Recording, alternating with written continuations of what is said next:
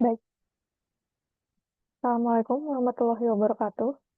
Nama saya adalah Sabila Safa Nazra dengan NPM 35 dan saya akan mempresentasikan hasil analisis masalah sosial dalam cerpen Sambat karya Putu Wijaya. Nah, pertama di sini ada analisis masalah sosial pada cerpen. Apa sih analisis masalah sosial itu? Nah, analisis masalah sosial dalam cerpen dapat dilakukan dengan mengeksplorasi berbagai aspek yang terkandung dalam cerita pendek tersebut. Berikut ini adalah beberapa hal yang dapat dipertimbangkan dalam menganalisis masalah sosial dalam cerpen. Yang pertama adalah tema sosial, yang kedua nilai sosial, yang ketiga latar sosial, dan yang keempat adalah resolusi. Nah, kemudian di sini ada analisisnya. Yang pertama dari analisis alur cerpen. Jenis alur yang digunakan dalam cerpen ini adalah alur maju. Cerita ini memiliki struktur narasi yang bergerak secara linier dari awal hingga akhir. Setiap peristiwa diceritakan secara kronologis tanpa ada kilas balik atau lompatan waktu, sehingga pembaca dapat mengikuti perkembangan cerita tersebut secara runtut. Nah, kemudian ada tahapan-tahapan alurnya. Yang pertama yaitu pengenalan. Cerita dibuka dengan perkenalan tokoh kuda, Pacuan, yang mengungkapkan keluhannya terhadap manusia. Ia merasa hidupnya tidak adil karena hanya dihargai ketika menang, tetapi dicemooh ketika kalah. Keluhannya menjadi pengantar untuk memperkenalkan tema besar cerita, yaitu ketidakpuasan terhadap kehidupan.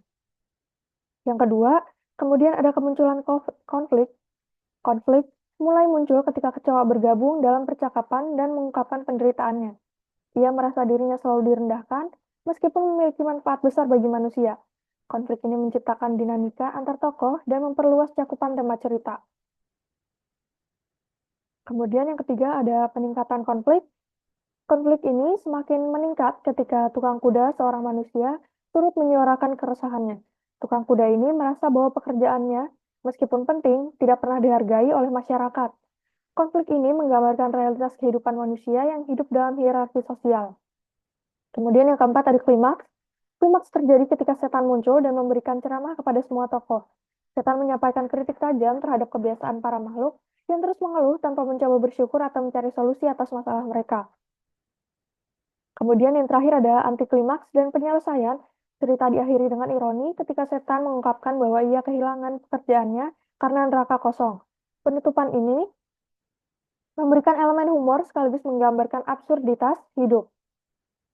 Lalu yang kemudian ada analisis tokoh dan penokohan. Yang pertama ada kuda pacuan. Kuda ini digambarkan sebagai makhluk yang bekerja keras, tetapi tidak pernah dihargai secara konsisten. Ia melambangkan individu yang hidup di bawah tekanan ekspektasi tinggi, di mana kesuksesan adalah satu-satunya ukuran nilai dirinya. Selanjutnya ada kecoa. Kecoa adalah simbol dari kelompok yang sering dipinggirkan dan dihina oleh masyarakat. Ia merasa bahwa dirinya direndahkan tanpa alasan yang jelas, meskipun memiliki kontribusi besar.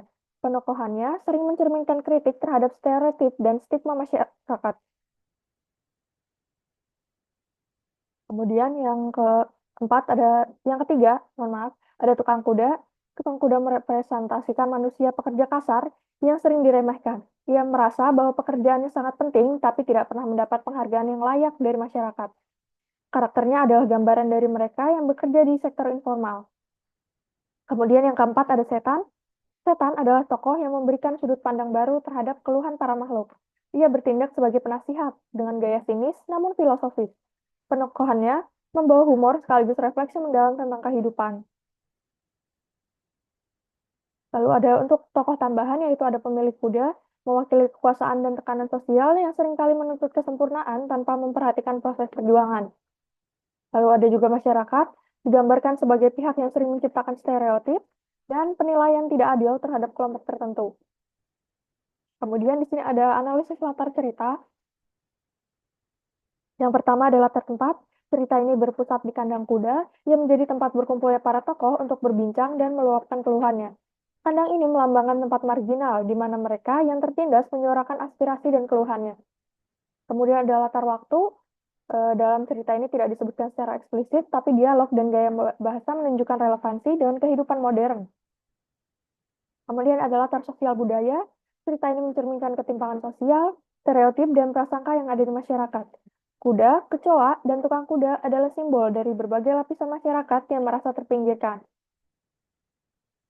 Kemudian di sini ada analisis sudut pandang.